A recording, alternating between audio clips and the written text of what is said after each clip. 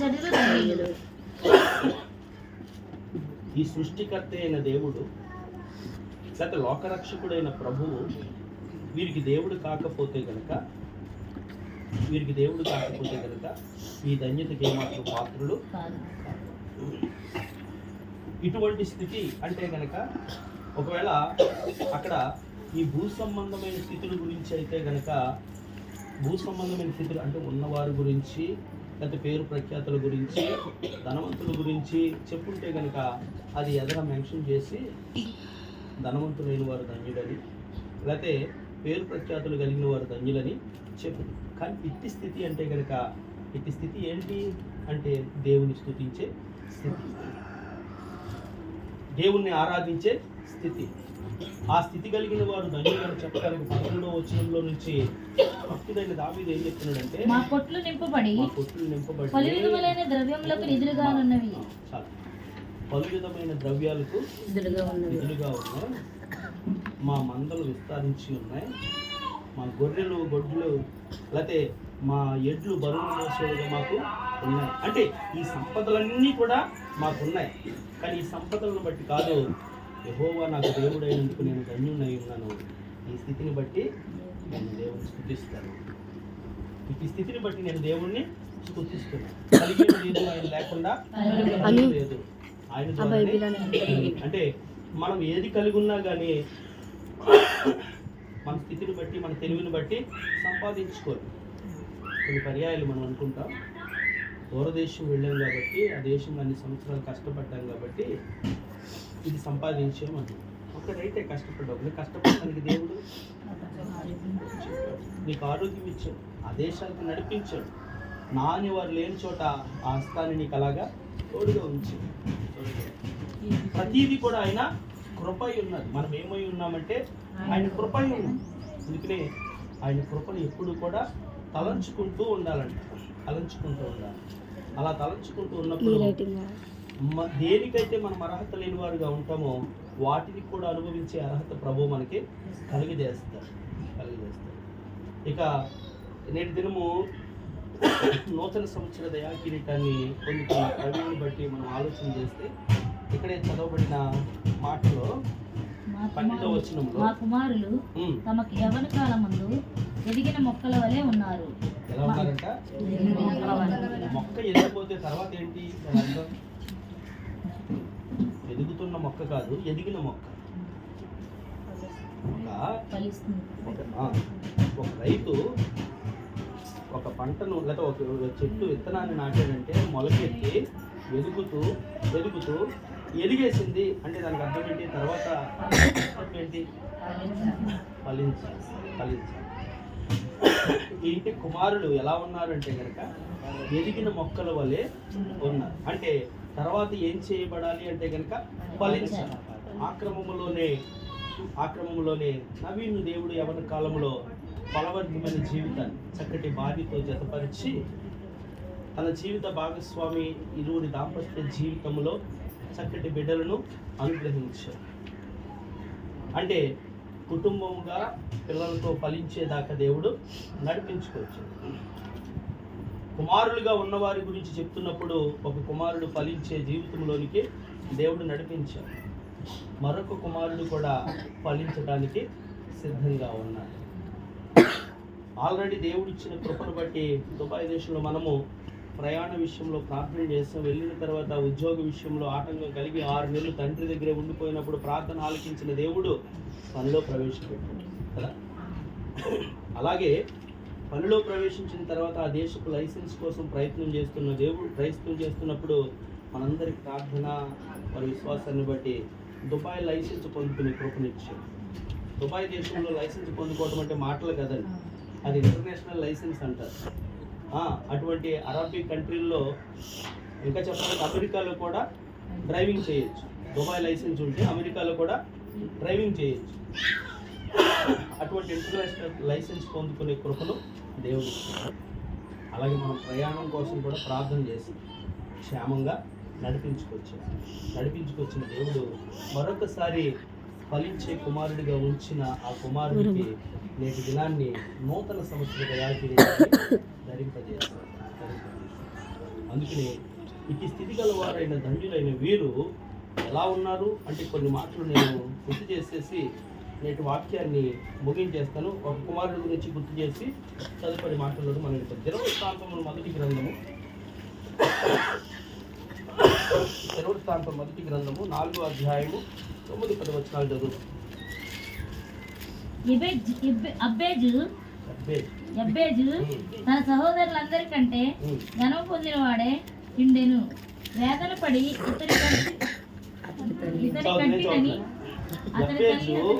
తన సహోదరులందరికంటే ఘనము పొందిన వాడై ఉండెను. వేదన పడి ఇతని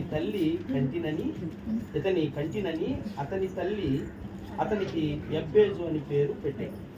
యబ్బేజు ఇశ్రాయేలుల దేవుని గూర్చి మొదలుపెట్టి, నీవు నన్ను నిశ్చయముగా ఆశీర్వదించి నా సరిహద్దును విశాలపరిచి నీ చెయ్యి నాకు తోడుగా ఉండ దయచేసి నాకు కీడు రాకుండా దానిలో నుండి నన్ను తప్పించుము అని ప్రార్థింపగా దేవుడు అతని మనవి చేసిన దానిని అతనికి దయచేసి.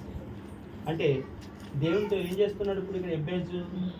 ప్రార్థన చేస్తున్నాడు. ప్రార్థన చేయకముందు యబ్బేజు స్థితి ఏంటి అంటే కనుక తల్లి కనబడుతుంది. తల్లి ఎలా ఉంది అంటే కనుక వేదన పడ్డానంటే అతన్ని కన్నప్పుడు. అందుకనే దుఃఖపుత్రుడని తల్లి పేరు పెట్టింది. యబ్బేజుకి ఏంటంటే వేదన పుత్రుడు అనగా కన్నీరు కార్చేశాను అని పెట్టింది.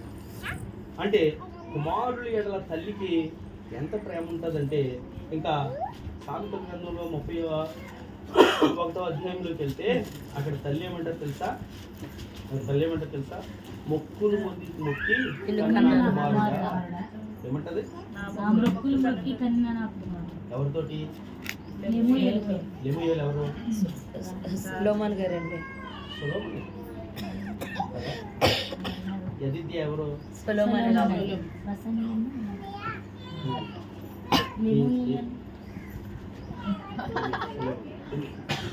అక్కడ తల్లి ఏమంటుందంటే, నేను మొక్కుకుంటే కలిగి ఒక కుమారుడు కలిగినప్పుడైనా మరియమ్మ గారు ఎదురుగా మొక్కుకోవచ్చు కదా, ఆడపిల్ల కావాలని. మళ్ళా కొడుకే కావాలనుకుంది. ఏది ఏమైనా కానీ కుమారుడు యెహోవా అనుగ్రహించే స్వాస్థ్యం అంటే ఆస్తి. స్వాస్థ్యం అంటే ఏంటి? ఆస్తి. అటువంటి ఆస్తి కలిగిన కుమారులు ఇప్పుడు ఎలా ఉన్నారు అంటే కనుక ఫలించడానికి సిద్ధంగా ఉన్నారు. మా కుమారులు ఎదిగేసిన మొక్కల వలె ఉన్నారు. మొక్క ఎదిగిన తర్వాత చేయవలసింది ఏంటి? మొక్క ద్వారా పొందవలసింది ఏంటి అంటే కనుక ఫలాలు. మరి వాళ్ళు కూడా ఉంటే ఈ మాటలు వారికి వినపడతానికి బాగుంది. స్వాస్థ్యమని పొందుకున్న కుమారులు ఫలించినప్పుడు ఆ ఫలాలు తల్లిదండ్రులు అనుభవించారు. పిల్లల కోసమే తల్లిదండ్రులు, కానీ ఇక కుమారులు ఫలిస్తున్నారంటే వీరు దేంట్లో వచ్చినట్టు వృద్ధాప్యంలోనికి వచ్చినట్లు లెక్క. వారే పోషించాలి, వారే సంరక్షించాలి. అందుకు ఆ కుమారులైన వారు ఏం చేయాలి అంటే కనుక తల్లి వేదన గుర్తు చేసుకుని ఫలించడానికి సిద్ధంగా వచ్చిన వయసులో ప్రార్థించేవారిగా ఉన్నారు. ఎలా ఉండాలంట? ప్రార్థించేవారిగా ఉన్నప్పుడు యబ్బేజు చేస్తున్న ప్రార్థన ఏంటో తెలుసా? మొట్టమొదటిగా ఏమన్నాడు తెలుసా? నన్ను నిశ్చయముగా ఆశీర్వదించే యెహోవా ఆశీర్వాదము ఐశ్వర్యం ఇచ్చును. దేవుడు ఆశీర్వాదాన్ని మనము కోరుకునే కుమారులు ఉండాలి. యబ్బేజు ఏం చేస్తాడంటే, నీ ఆశీర్వాదం నాకు కావాలని. రెండవదిగా సరిహద్దులు విశాలపరచు. మూడవదిగా నీ చెయ్యి నాకు తోడుగా ఉండని. ఆయన చెయ్యి ఏంటంటే నడిపించేది. అంటే ఇవన్నీ కలిగిన తర్వాత నేను తట్టుకోవచ్చు, అందుకే నా చెయ్యి పట్టుకుని నీవే నన్ను నడిపించు. నాలుగవదిగా నాకు కీడు రాకుండా దానిలో నుండి తప్పించు. కీడు ఎవరి వల్ల వస్తుంది? దుష్టుడు అనేవాడు, లోకాధికారి అనేవాడు దేవుని పిల్లలకి నాకు ఆయన పోలికగా చేయబడిన మనందరికి కూడా ఎప్పుడు కీడుని తలపెడతాకి వాడు పొంచి ఉంటాడు. అందుకని ఈ 4 కోరికలు కోరుకున్నాను.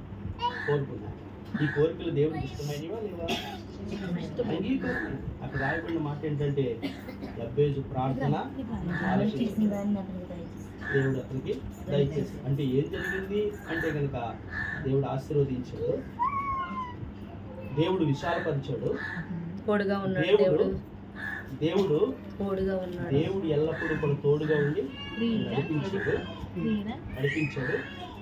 ఏ కీడు రాకుండా కూడా తప్పించాడు. ఆయన తప్పిస్తూ వచ్చాడు. ఇంకా చరిత్రలో దిద్దుకోని విషయాలు అనేకమైన సంగతులు అక్కడ రాయబడినవిగా ఉన్నాయి. ఈ విషయంలో మనము చెప్పబడింది, గ్రహించింది, నేర్చుకున్నది ఏమైనా ఉంది అంటే కనుక, ఎదిగిన కుమారుడు ఎలా ఉండాలి అంటే కనుక ఫలించే బిడ్డలుగా ఉండాలి. ఫలించాలి అంటే కనుక పిల్లలైన వారు ప్రార్థించేవారుగా ఉండాలి. ప్రార్థిస్తే ఆ ఫలాలు దేవుడు ఖచ్చితంగా అనుగ్రహిస్తాడు.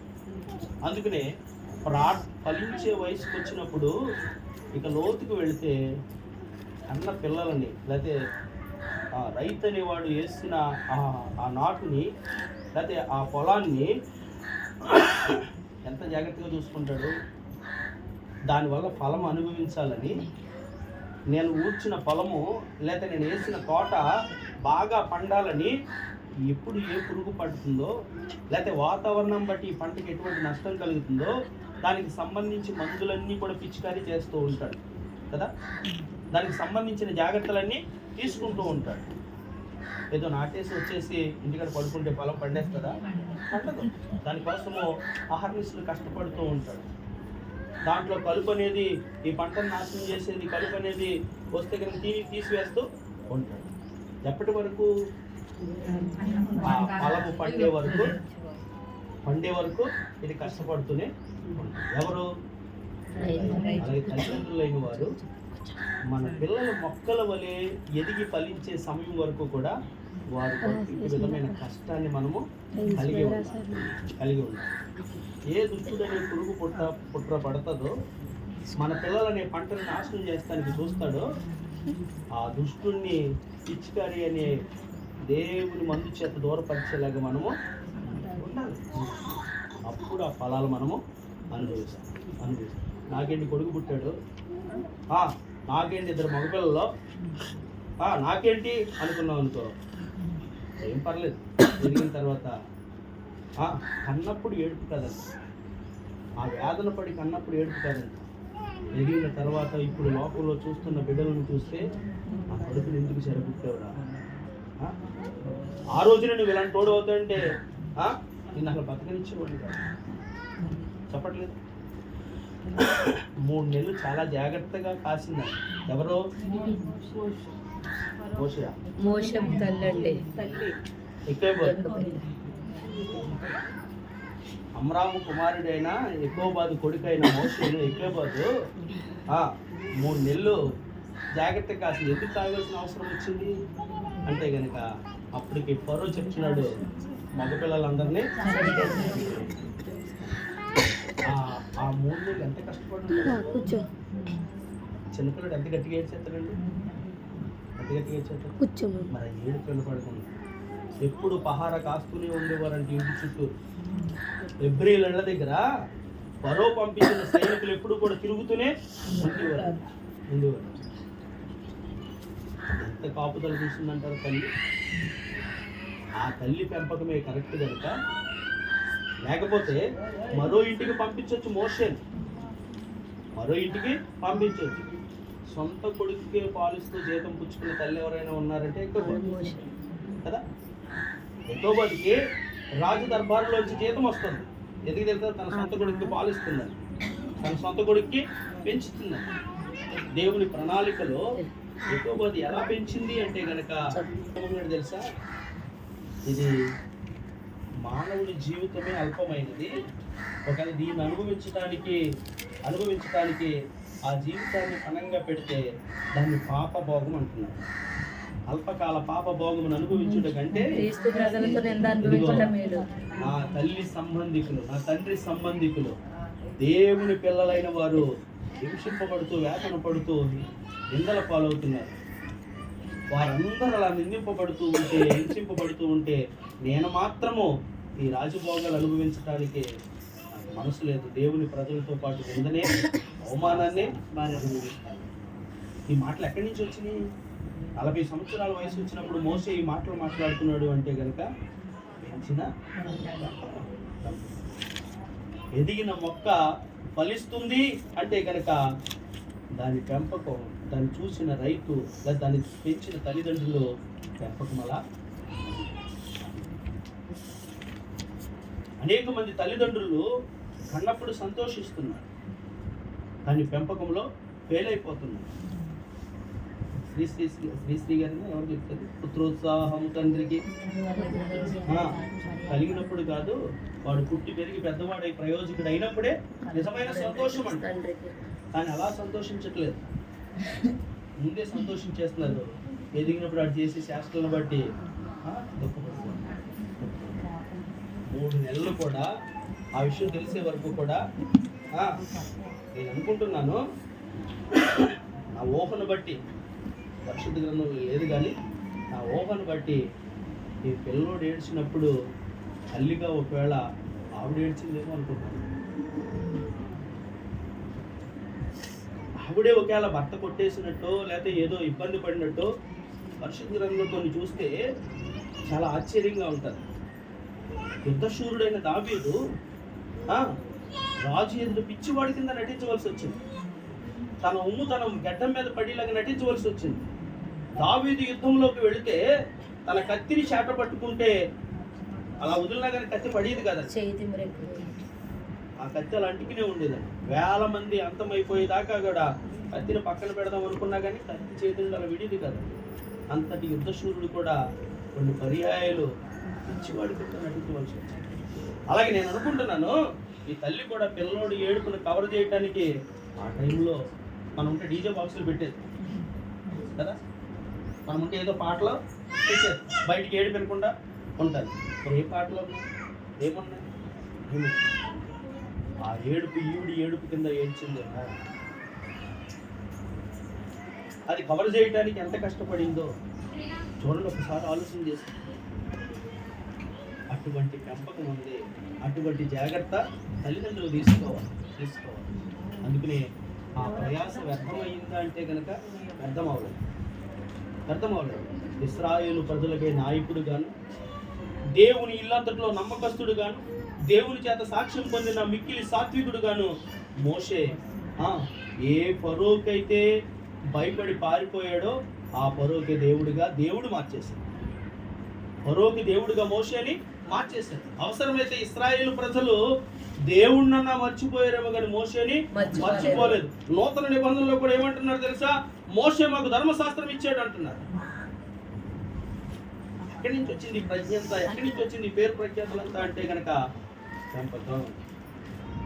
ఎదిగిన మొక్కలు ఫలించాలి అంటే కనుక ఆ బాల్యం నుంచి, ఆ నారు కానించి కూడా మనము శ్రద్ధ తీసుకోవాలి.